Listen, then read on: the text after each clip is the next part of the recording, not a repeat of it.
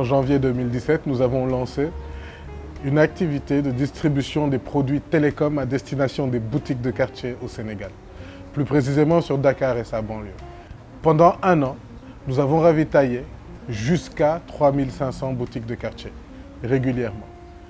Au bout d'un an d'activité, nous avons décidé de digitaliser notre activité. En tant qu'investisseur étatique, il était tout à fait naturel de pouvoir s'intéresser à une start-up qui adresse cette digitalisation d'une certaine manière de l'économie informelle.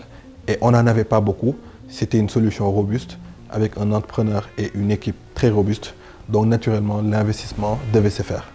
Depuis janvier 2018, l'équipe Teamix nous a donc rejoints et nous a accompagnés en investissant dans la technologie qui nous a permis de rendre cela possible.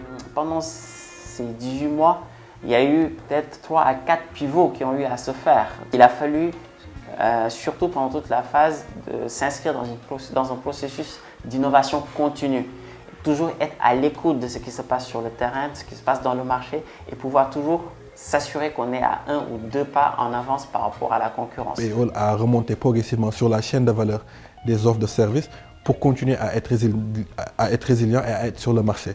Donc, c'est tout à fait normal. En tant qu'investisseur, on y était préparé de voir cette société faire face à des difficultés, mais on ne pensait pas que cette société allait autant tenir face à de gros acteurs, que je ne citerai pas les noms, qui ont pu peut-être, via leur stratégie, impacter positivement ou négativement, dans ce cas, la stratégie de Payol.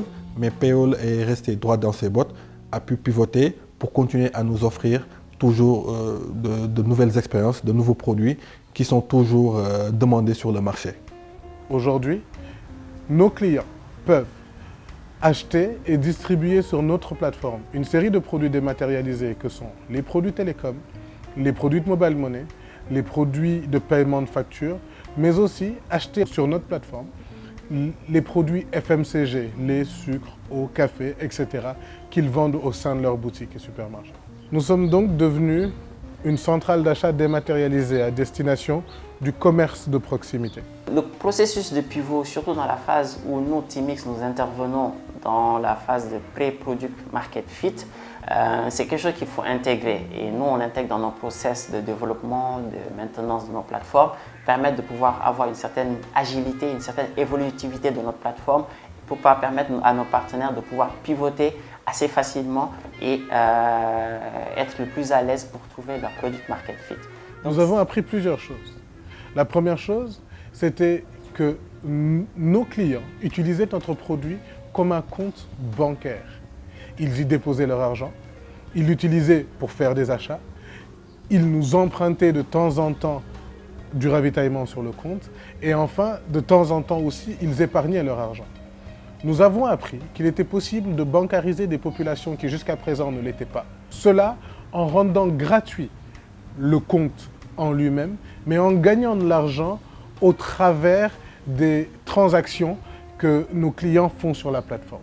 Grâce à cette expérience et avec l'aide de nos divers partenaires que sont les institutions financières avec lesquelles nous travaillons, Wikari pour le supply chain, notre partenaire technologique historique qui est Teamix, ou encore la DER, représentant de l'État du Sénégal qui nous accompagne depuis le début.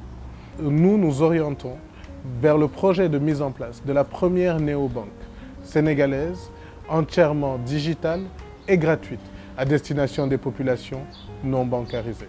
Dans ce projet innovant, ce projet à fort potentiel, nous allons assurer la partie logistique, donc répondre aux problématiques de livraison.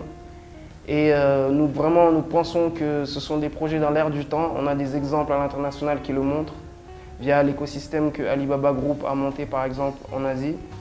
Et c'est vraiment inédit pour nos contextes en Afrique de l'Ouest et le meilleur reste à venir. Je pense que ces pivots-là arrivent à une phase où on sent une certaine maturité au niveau du projet Payol, où les acteurs qui gravitent autour de ce projet, à savoir l'ADER ainsi que les institutions financières partenaires de ce projet, ont senti aussi que les personnes qui portent le projet sont prêtes aujourd'hui à changer de level et sont prêtes à absorber aussi les quantités des financements qui sont aujourd'hui envisagés et qui sont capables de pouvoir exécuter derrière. En tant qu'investisseurs, nous nous attendions à un moment donné de l'évolution de la startup Payol d'aller vers la banque digitale. Donc ça, nous y croyons fondamentalement. Nous ne savions pas si ça allait se faire un peu plus tôt ou un peu plus tardivement.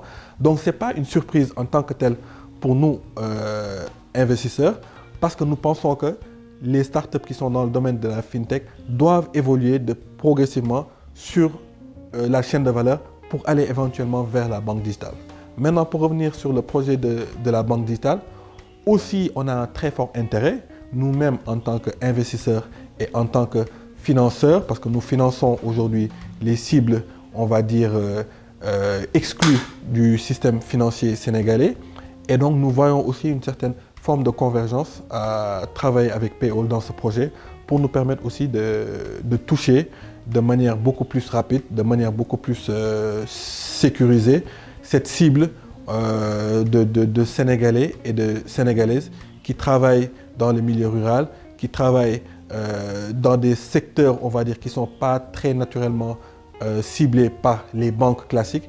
Et donc naturellement, nous pensons pouvoir demain être encore des investisseurs à côté de Payol.